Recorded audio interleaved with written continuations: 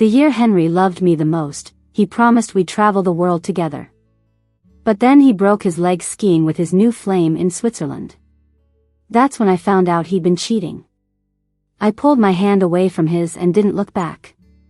I kept walking west, past the dateline, as if I'd traveled back to the day we first met, and then never met him at all. While I was looking at the postcards Henry had sent me, his assistant Judy called. The equator line, wishing for the snows of Kilimanjaro. I'm in Switzerland missing you. I was stunned by Henry's childishness, but Coco called it romantic. You guys are such a great couple, I'm so jealous. Do you have more postcards? Let me see them. I scribbled on paper, Kilimanjaro's snow says two exist in harmony, quite happy. That was my reply. This had become my silent agreement with Henry. Everywhere he went, he'd send me a postcard. I'd write back. Sometimes I mailed them, other times I waited till he got back. Henry was going to be in Switzerland for about 6 months on a project. It had only been a little over 3 months. No need to worry about my reply reaching him before he got back. The phone rang out of the blue, breaking the moment. Next second, I heard Henry's assistant say he had broken his leg skiing. I was confused. Henry had called yesterday saying he'd be tied up in meetings for 2 days, too busy even to eat or call.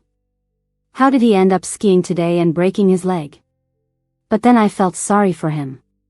Plans might have changed, and he went on a whim. I was being unnecessarily suspicious. After seeing Coco off, I checked my pregnancy tests repeatedly and decided to fly to Switzerland. I shared my plan with Judy and asked her to keep it secret. She happily agreed, jokingly saying, "Jenny, don't worry, I won't tell the boss." Actually, he didn't even know I called you. He told us not to tell you, maybe to keep you from worrying. I said okay and hung up. Shortly after, Judy texted me the name of Henry's hospital. I put my phone down and started packing. Once I landed in Switzerland, I went straight to the hospital. I found it easily because, during our honeymoon, Henry had rushed me here one night when I had a high fever.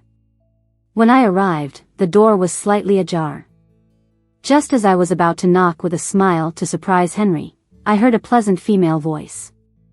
"Boss, as your secretary, I often don't get what you're saying. So I bought a world map to study." "A map?" Henry chuckled, clearly in a good mood. "You should have bought a globe." "What? How come?" "I think globes are harder to use. Maps are clearer, though I can't read those either." "When I get it, boss, you have to teach me how to read it." Why did I get such a silly secretary? With a map, you can only look, with a globe, you can look and spin. Ha ha ha, didn't know Henry's got jokes. Makes you seem way younger, no generation gaps anymore. Am I that much older than you? Being lousy with words won't keep you as my secretary for long. Henry teased like he was playing with a cat. Haha, Henry, every 3 years is a gap. We've got 3 gaps between us. Next time, let Judy get you a book on the art of speaking. Oh, Henry, I really get it now. Stop teasing me. Standing there, I was a bit stunned and didn't go in. A nurse glanced at me and came over. Hallo, Ma'am. Kann ich Ihnen helfen? I quickly said, shaking my head. Hier bin ich leider falsch. I declined her help and hurriedly left the hospital, calling Judy. She wasn't surprised that I was already outside the hospital. Were you trying to let me know something? I asked bluntly. Jenny. She hesitated. So, you already know? Tell me what you know. Turns out I was steadier than I thought. I'm sorry, Jenny, I purposely wanted you to find out. I'm the assistant, she's the secretary. We've always had work conflicts. She constantly tattles and plans to get me let go, so I did what I did. I listened quietly. Just as I was about to speak, she continued. Jenny, I'm truly sorry, but I care for you too. I've been in the company for a long time. Ever since the beginning, everyone knew how close you and Henry were. Whenever you visited, people celebrated you too. It's not fair to you. Thanks, I'll hang up now. Even speaking those words drained me. I took deep breaths of the cold air, trying to regain composure, and dialed Henry. What's up, Jenny? Why the call? I just got out of a meeting, now grabbing lunch. I miss you so much. I couldn't help but laugh a bit. I hadn't even asked, and he was eager to list what he was supposedly doing. Was it guilt? I dreamt you got caught in an avalanche and were hurt. I woke up, heart racing, feeling uneasy. I even heard him pause for a moment. That's impossible. His voice, still warm and steady as ever. I wouldn't let myself get injured like that. Don't worry, I'll be back in just over 2 months. Yesterday we saw a dress in a mall that would suit you perfectly. We bought it, you'll love it when you see it. I answered absently and ended the call. Stood in the cold a bit longer before I noticed how chilly it was. I pulled my coat tighter around me and hurried out to a convenience store. I was still on the phone once inside. I called my brother to ask where the keys to our place in Bern were. He paused, surprised. Why the sudden trip to Switzerland? Before I could ask again, he continued. Henry's on a business trip there. You're not planning on skiing with him, are you? Doesn't he know you're pregnant? Haven't you told him? Can you just answer me, please? You don't need a key. The caretaker couple is still there, remember them? But Aunt is handling it now. Though the place gets looked after regularly, it's not in great shape. There's another property in a neighboring town, you could stay there. Didn't Aunt leave you both properties? I'll call Jenny and check for you. Are you in a rush to move in? If not, maybe a hotel would be better for now. The store was too quiet, and I overheard a conversation on my brother's end. It was clearly not my sister-in-law. Hey, did you go back for Linda's birthday? I asked. Linda's my brother's daughter. The line went silent. I found it pretty funny. You cheat on your wife, and now you think your sister won't face the same fate? Isn't this karma? I hung up and sent a message to Henry's secretary. I'm at the house in Bern. Tell Henry to come by. I'll send you the exact address. By the time Henry arrived, Molly had made the bed and was about to make me some sweet soup. I told her not to bother and suggested she rest. Henry came in with Molly's husband. We stared at each other from a distance without a word. Once the Nicklins left, Henry walked toward me. He looked slightly anxious, which was rare for him. With a smile, he approached. You actually came. Were you worried about me? He naturally took my hand. Why are your hands so cold? I stayed silent, and he stood there, waiting for me to say something. Inside was warm, so I'd already taken off my coat, revealing my slightly swollen belly. He glanced at my abdomen with obvious joy. Didn't you miss me enough? I've been gone 3 months, and you put on weight. I thought you'd be skin and bones missing me. He joked as if waiting for me to say it aloud. His eyes showed such gentle warmth, as if he still cherished me. But it was all fake. I pulled my hand away. Henry. Which of your words are true and which are lies? His smile froze. I couldn't even bother looking at him. It felt so fake and disgusting. I thought I might cry or break down at this point. But I just felt confused. How could Henry become someone I despise? Years ago, my dad gave up everything just to be with another woman. Later, when Mom agreed to the divorce, he changed his mind, wanting Mom to leave empty-handed. They were in a stalemate. After Mom suddenly died in a car crash, it cleared the way for Dad to remarry. A heavily made-up woman entered our lives with a newborn. I was 6, clutching a filthy teddy bear, called names by her. My brother was stuck in New Zealand over passport issues. It was 12-year-old Henry who took me home that time. My mom and his were close friends, and I'd always seen him as a brother. I cried, and he took my bear, wrapped his school jacket around me, hugged me, and said not to cry. We were childhood friends. I grew up, but what happened to him? Was she really better than me in every way, Henry? Once I spoke, tears began falling. I thought I could hold it together. How did it come to this? I looked at him, confused. I was wrong, Jenny. You said, when you were 27, that you'd marry me, knowing what I fear. Promising I'd never end up like my mom. Is this how you're keeping your word? Is there no guilt when you lie to me, knowing I'll believe you, not fearing being caught? Anyone could betray me, but why must it be you, Henry? Words were pointless. I pushed him towards the door. He grabbed my arm. I was wrong. Don't get upset, Jenny. Let go. Without another word, he released me. As I was closing the door, he blocked it with his arm, veins visible. Let me in, I'll explain. Did you sleep with her? What? Did you kiss her? He stayed silent. What else is there to explain? I don't like her. I was just drunk. Do you even believe your own lies?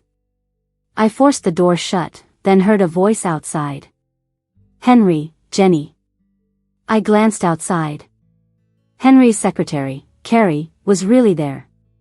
She kept approaching, Henry's anger rising. Go away. Henry. Who told you to come? Jenny, I'm pregnant. Just let go. Shocked, I looked up, feeling a sharp twist in my heart. Abort it, Henry said angrily. This is your child. She insisted in disbelief. Henry's face darkened. What you're carrying is not a child, it's an embryo. Henry, would I recognize it? Hearing them talk, Henry just pushed the closing door open and pulled me inside. He handed me something cold and hard. I looked up at him. Are you crazy? Believe it or not, this is the first and the last time. You know how I feel about you, Jenny. Jenny, you can't sentence me to death for one mistake. Can you please stop acting crazy? Trust me one more time, if it happens again, you can kill me. I shook my head, laughing through the tears. I don't believe you. You know, once I'm fooled, I'll never trust again. Let's get a divorce. I quickly booked a ticket back home. Back in the house I shared with Henry, everything felt absurd. I sat in our bedroom, staring at the notes on the wall. In the 7 continents, 8 planets, 204 countries, and 809 islands, I love you the most. That's what he wrote after we explored Iceland together, swearing sincerity. But he wasn't the one who loved me the most. The only one who truly loved me was me, because only I wouldn't betray myself. Murmansk will be warmed by the North Atlantic current, and you'll be held tight by me. I'll shield you from the wind. He wrote this when we embraced, gazing at the aurora in the ice-free port. It used to be true then. He was much taller than me. He brought me out of my house saying, "There, don't be scared." But now, it's not the same. It's all in the past. Everything's changed. The day after I returned home, Henry came back too. It seemed unnecessary. Why give up good business just like that? The door was about to be knocked down, yet I remained unmoved. Until I sat in the living room, hearing the scuffle and argument outside. I opened the door to find 2 people wrestling. One was my brother, and the other was Henry. A showdown of jerks, hard to say who's worse. Henry, you've got the nerve to come back. I trusted you with my sister, and this is how you treat her, huh? Where's your conscience? Did the dog eat it? Let go, let go. Eric, you're no cleaner than me. Can you swear you didn't go with the group to those clubs? You dare talk, Henry? Sleeping with your secretary, why don't you despise yourself? Stop pretending. I'll draft the divorce papers for you guys right now. Get divorced. I thought you were decent, but turns out you play around too. Me, play around? As bad as you, Eric? This is between Jenny and me, not yours to dictate. Divorce? Why should I? I'd rather die than divorce. I never liked you, Henry. When you married her 5 years ago, I warned you, betray her and I won't know you anymore. I said divorce means divorce, now's the time. Sure, my sister grew up orphaned, but that's no excuse for you to disrespect her.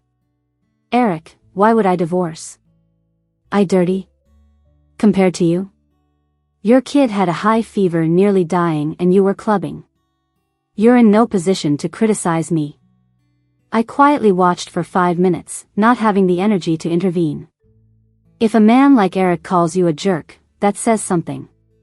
If you keep fighting, I'm calling the cops. I couldn't hold back any longer. Both of them scrambled up, bruised. Henry, let's talk. He hesitated, breathing hard. I will never divorce, never. Jenny, I told you, a single mistake doesn't deserve a death sentence. What right have you to say no divorce? Look at yourself, how do you fit my sister? My brother turned around and hit him again. You're older than me, and you speak like that, Eric. Enough. I looked at the scene, exhausted. Henry, go in. The divorce papers are on the table. If everything's okay, sign them. I'll never divorce you. Blood trickled from his mouth, but he wiped it casually, stubbornly. I couldn't help but laugh, likely worse looking than crying. His so-called rationality, was he really losing it for me? But it's too late. Some things can't be forgiven. Is it really your call whether we divorce or not? I exhaled deeply. Henry, you must know, I hate betrayal the most. From the moment you cheated, you should have known, we could never go back. I turned to leave, and my brother grabbed me. I need to see the signatures, in case you get sweet-talked and change your mind. I slowly pried his fingers off. Bro, I'll say it again. Did you think, while cheating, that your sister could be cheated on too? It's different, this isn't the same thing. No.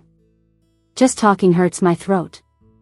Every time I call you brother, I feel guilty towards my sister-in-law. Do you think you're cool, Eric? You think you're good to me, huh? While living it up outside, did you think of her? Yes, you say I've got you to back me up. But what about my sister-in-law? No brother, no one to speak for her. Bro? You know how mom died, how could you become like that man, bro? I stood there, feeling suffocated. It's just too oppressive. Finally, it all happened.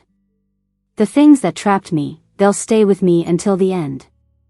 Dad, brother, husband cheating, it never changes. I looked at Henry standing there. Suddenly, he merged with the boy in my memories. Don't be scared. Follow your brother home, I'll protect you. Don't cry, Jenny, come on, wipe away those tears. When you grow up, things will be better. You won't need a guardian anymore. Jenny, you remember my mom, right? She's friends with your mom. Why don't you come stay at our place for a bit? A deadlock is a deadlock because you just can't break free from it.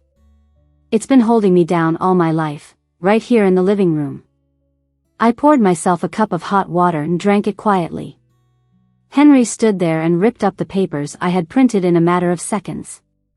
I glanced at him and saw defeat etched on his face. He's only 32. Shouldn't the 30s be your best years? He ruined my marriage, and he ruined himself. It's just karma. Jenny, do you really want a divorce and leave with nothing? Isn't it enough I didn't kick you out with nothing? I said calmly, but inside my heart was tearing apart. Leave with nothing? I wish, Jenny, but did you really let me? You signed off everything so neatly, even turned all those gifts I gave you into cash on this piece of paper. Are you really that repelled by anything of mine? What's the problem? I just want the divorce. And about your stuff, I won't be keeping it. Keeping it is just too painful. Seeing it hurts every time. Pain should be avoided, not embraced by holding on to painful memories. Out of nowhere, Henry came in front of me and kneeled down. I don't want a divorce, and I won't agree to it. Jenny, don't push me, I won't let go. He grabbed my hand, and it hurt so bad. I'm not letting you leave. Your brother is gone, and in 10 minutes, guards will be here. You're not leaving, Jenny. Are you insane? No matter how hard I tried, I couldn't free my hand from his. Jenny, you can't do this, we have a kid. I'll love you both. Do you really want the kid to grow up like you, without parents? I pulled my hand out with all my strength and slapped him. My heart felt twisted with pain. I didn't grow up without parents. Do I want my child to grow up like that? Henry, how could you say something like that? Did I want this? Wasn't it you who ruined our marriage? I will not divorce you, Jenny. Not even if it kills me. Unless you kill me, you'll never get rid of me. No one loves you more than I do. He choked up. Jenny, I gave you a chance in Switzerland, but you didn't take it. Because you didn't, I won't let go. I would rather die than divorce you. I'm not divorcing you. Don't push me, Jenny. I can't bear to keep you but. I felt drained of all my strength and sank onto the sofa. Do you want to drive me to death, Henry? I covered my face, sobbing uncontrollably, tears wouldn't stop, bitterness swelling in my chest. You know that of everyone, I'm the one suffering the most from all this. Yet you still push me, you know that every day, just seeing you reminds me of betrayal. Do you want me dead? Do you want to collect my body? Henry, please let go. I'm begging you. I can't stay here for another moment, I'll go crazy. I just can't handle it. He knelt there, bewildered. Henry, for the sake of the love I had for you, don't push me anymore. After saying this, I refused to speak another word. And he knelt there, wailing endlessly. After some time, he signed his name on the paper and, after a long look, walked out. I couldn't hold back anymore and burst into tears. Trying to act all calm, it's so hard. Pretending like I don't care, it's even harder. 3 years of marriage, a fleeting dream. It's all over. Sitting there till late night, I felt a bit dazed. He said a lot of things, and they replayed in my mind, hurting. Trying to forget hurt too. Not really fond of me, huh? How could you not like me, Jenny? But I really like you, will you marry me? Mom, let me tell you something. I brought Jenny home today to tell you all we're getting married. Mom, I mean it. I truly love Jenny, so don't worry. Mom, what's there to worry about? Shouldn't you be happy? Didn't you and Jenny's mom talk when you were younger about our families setting our kids up if they were a boy and a girl, and things fell into place? But both Eric and I are boys, but now there's Jenny. Jenny, I'll love you dearly. No one will love me like you do, and no one will love you like I do. In the future, I won't love anyone else the same, and there won't be anyone with the right timing, connection, and history like us. Turns out, some things can't be forgotten. Maybe, just maybe, Henry and I weren't meant to be. Looking back, if we'd just stayed friends or if I'd seen him as a family friend's brother the whole time, maybe it wouldn't have turned out like this. However, he played a big role in my first half of life. Back then, who would have settled just being friends? And so, we ended up here. After finalizing the divorce, I moved out and picked a place randomly among a bunch of houses. Once I moved in, I headed over to the studio. It's been half a month since the divorce now. When I got there, everyone was buzzing, crowding around a computer excitedly. Seeing me, Coco yelled, "Jenny, did you know I saw your work in the World Press Photo Award winners collection?" "Yeah, I saw it," I admitted. Another round of screams followed. "Jenny, aren't you being too low-key about this? You waited for us to find out on our own instead of telling us." Seriously. If it were me getting an award notification, I'd be banging drums and inviting you all over, and making sure even the neighbors' dogs know. I'd set up a whole table for them, they deserve to celebrate too. "Ha, Pika, you are too much." Everyone burst into laughter, and I joined in, laughing with them. Lately, I've been wrapped up in my own stuff and hadn't seen such genuine, heartfelt smiles in a long time. Their smiles were contagious, and it lifted my spirits. Maybe my work got selected because it fit the theme. But you can tell there's a gap. Have you really looked at the pieces ahead of mine? They're mind-blowing, way better than mine. Oh, Jenny, we can't handle your humble bragging. Shut up. Boss, just shut up. Stop being modest. World press photo. Why aren't they giving me an award? I work really hard on my photography too. Is it this shot, Jenny? Coco quickly pulled up a photo. Is this the one you love the most? Perfect. We were just so in sync. I couldn't help but pat her on the shoulder. I casually mentioned it, and Coco guessed my favorite photo right off the bat. This really kicked off April on a high note. Coco got up, poured me a hot drink, handed it over, and then plopped back down in her chair. Yeah. Taking a deep breath, I said, I want to tell you guys something. But even if I hadn't, you probably guessed it, I'm divorced. The room went silent. Little Foam, who was sitting at the bar sipping cola, froze up, looking upset. Jenny, I saw it online, thought they were just making stuff up. I walked over, smiling, why look so forced? It's a big thing that happened in April, right? You all might have heard bits and pieces. I don't think it's necessarily a bad thing. We're all partners here, I'd have to tell you eventually. I exhaled a sigh. My plan is to focus our studio this year on cultural and geographic themes. That's likely going to be a big trend. Then next year, you guys can check out domestic natural landscapes, and the year after that. We'll go see the Northern Lights and Mermont's Port. It's time we tackled something like this. Coco can organize, I'll cover the expenses. Let's make it a team-building adventure. Finally, everyone started laughing again. In the office, I was flipping through a landscape photography magazine. Coco was pacing around, nearly making me dizzy. All right, Han, just spit it out already. Aren't you dizzy from all that spinning? She finally settled down across from me. Coco looked at me, her eyes filled with mixed emotions, but she didn't say a word. Hey, don't worry, I'll get through this. After being best friends and partners for years, I knew what she was thinking. Okay, then I trust you, sweetie. You just gotta move on. She sighed, how is everything else so good, but your luck isn't? She teased, bringing up our inside joke. I couldn't help but laugh. All right, enough with the nostalgia. Get lost. I'm just looking out for you, and you just brush it off. Coco and I have been great partners in our photography venture. I finished my credits early and planned to return home. Before leaving, on a whim, I went to shoot the Northern Lights. The first friend I made on that trip was Coco. We both studied photography abroad and hit it off right away, so we traveled together.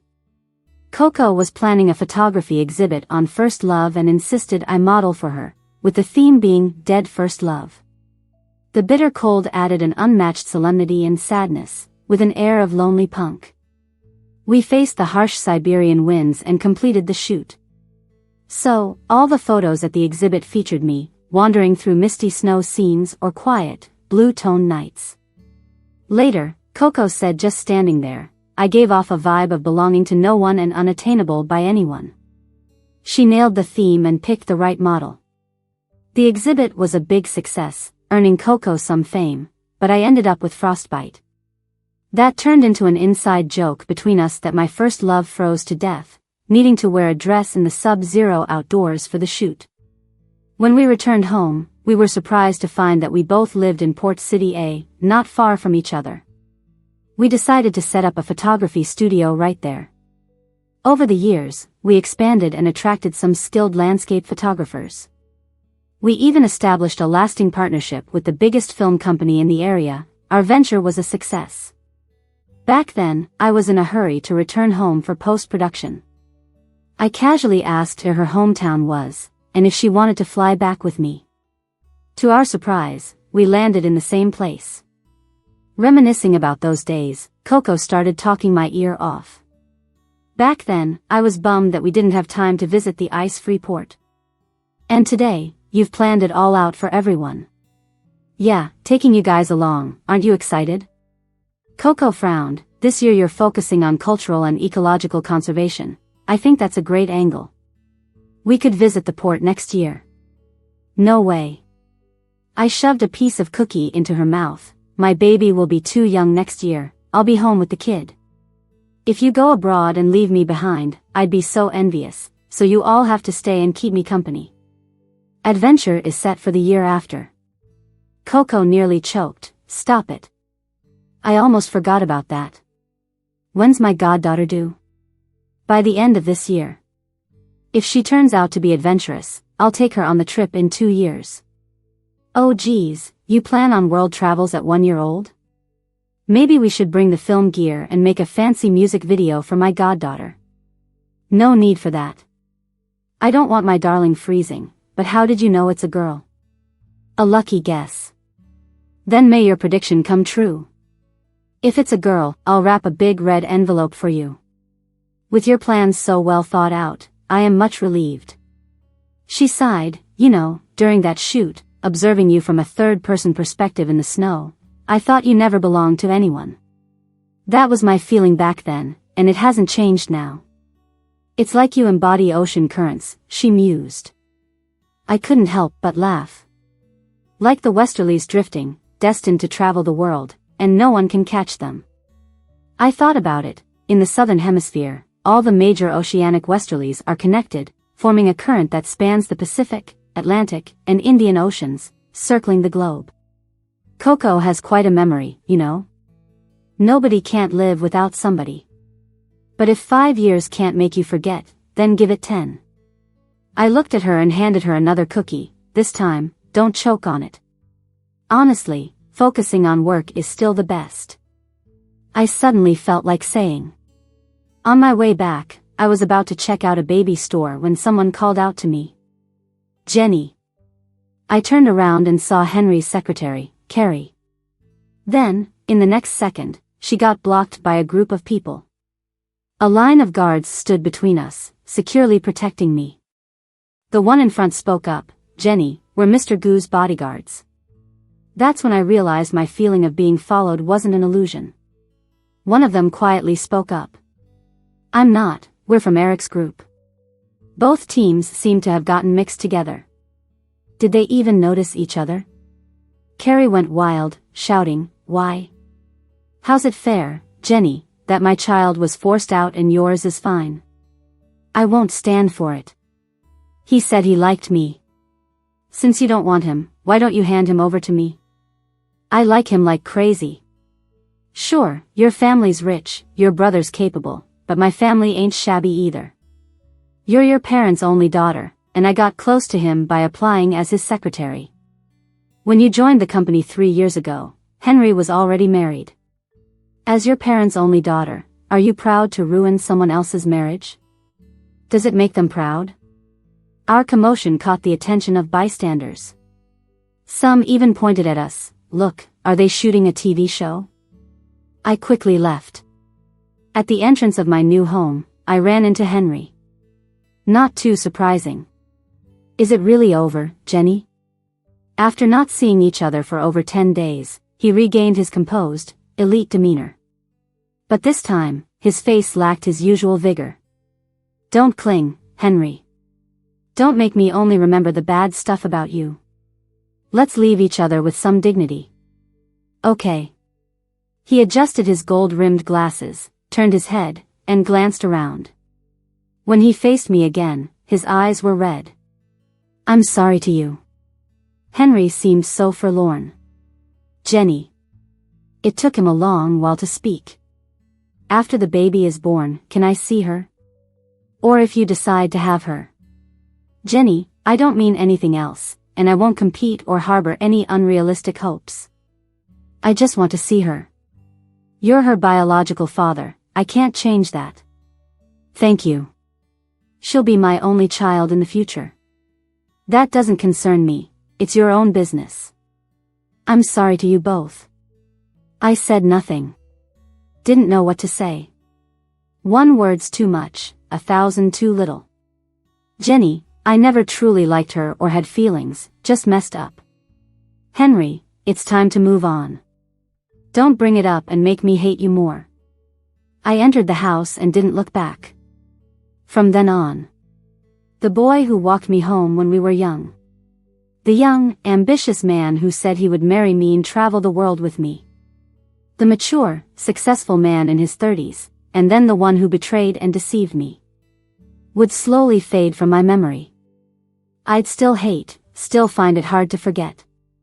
But it's the past, let's not bring it up. 5 years isn't enough? Then let 10 years do the trick. I love myself more because I would never betray myself. Always. I finally learned to stop seeking security from others. The morning Candi was born, I called Henry's mom, letting her know everything was fine, and sent her a photo.